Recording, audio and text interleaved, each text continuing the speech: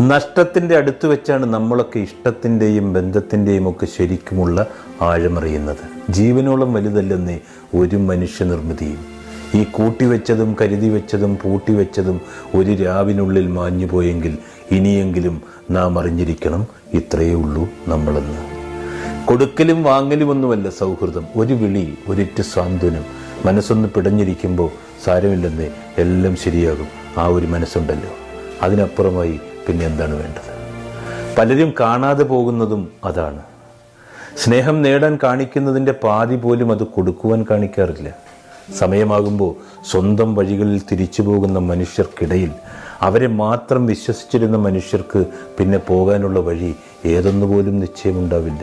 ഒന്നാലോചിച്ചാൽ തനിച്ചായവരിൽ പലരും തന്നേക്കാളേറെ മറ്റാരെയോ വിശ്വസിച്ചിരുന്നവരാണ്.